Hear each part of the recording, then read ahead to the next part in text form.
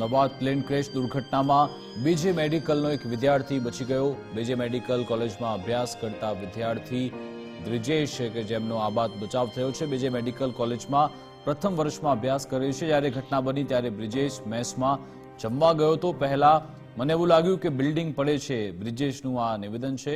Plane crash થયું ત્યારે આજુબાજુ દેખાવાનું બંધ થઈ ગયું હતું। અમે બે મિત્રો તરત જ બહાર આવી ગયા હતા તેવું તેમના તરફથી કહેવાયું। અમદાવાદ પ્લેન ક્રેશ દુર્ઘટનામાં બીજે મેડિકલનો વિદ્યાર્થી જેનો આબાદ બચાવ થયો છે।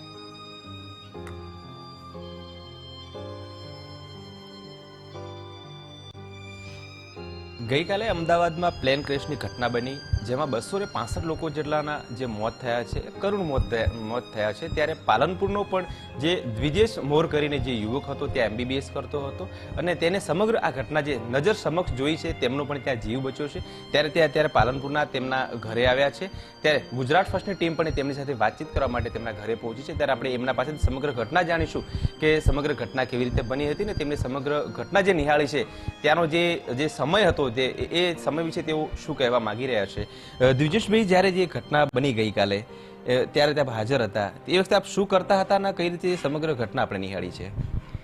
સૌથી પહેલાં તો જમવાનું બસ ઓલમોસ્ટ કમ્પ્લીટ કર્યું હતું અને થાળી મૂકીને બસ હાથ ધોવા જતો હતો।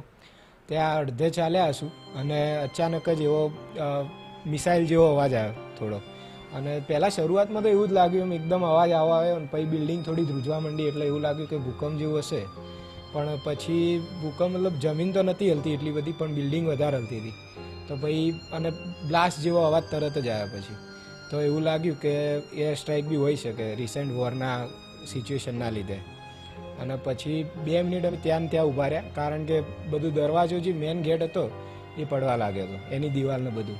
પછી બારીના જે કાચ હોય એ બધા અમુક જે બારીઓ ખખડવા માંડી અથવા તૂટવા માંડી જે હોય, તો એના લીધે ત્યાં કશું પડતું નહોતું ઉપરથી એવું જોઈ લીધું। એના પછી ત્યાં જ ઊભા રહેવાનું વિચાર્યું તો 2 મિનિટ ત્યાં ઊભા રહ્યા। એટલી બધી ધૂળ આવી ગઈ, મતલબ ડસ્ટના લીધે ઓલમોસ્ટ કમ્પ્લીટલી બ્લાઇન્ડનેસ અને બ્રેથલેસનેસ થવા માંડી।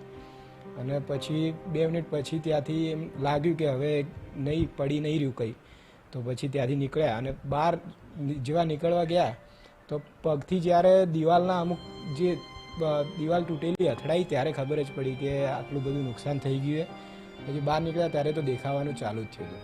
બાકી જે પગ અથડાયો હતો એમાં પગ દેખાતો બી નહોતો, ચાલતા હતા તો એટલું ડસ્ટ ને બધું બહુ થઈ ગયું હતું।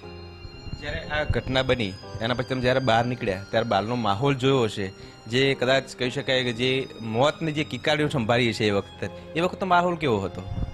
માહોલ તો અંદર બી એવો જ હતો કે મતલબ બધી બાજુ ભાગદોડ અને ચીસો ને એવું બધું સંભળાતું હતું। બહાર જઈને પછી બધા દોડતા હતા અને પછી થોડા આગળ પહોંચ્યા એટલે પછી બધા ઉપર જોઈ રહ્યા હતા બિલ્ડિંગના। તો ત્યારે ઉપર જ જોયું કે એકચ્યુઅલીમાં શું થયું તો પ્લેનની આખી બોડી ત્યાં પડેલી જ હતી બિલ્ડિંગ ઉપર અને પછી ખબર પડી કે પ્લેન ક્રેશ થઈ ગયું। તો આ હતા જે કહી શકાય કે ત્યાં આગળ તેમણે સમગ્ર ઘટના જોઈ છે અને જે મોતની કિકરાળીઓ પણ સંભળાતી તે તેમને જોઈ છે એટલે તેમની સાથે વાત કરી। તેઓએ કહ્યું છે કે એ વખતે જ્યારે ઘટના બની ત્યારે તે ત્યાં હાજર હતા અને તંત્ર દ્વારા પણ તેમને ખડે પગે રહી અને લોકોને ખૂબ સેવા આપવામાં આવી છે। કમલેશ નાભાણી, ગુજરાત ફર્સ્ટ।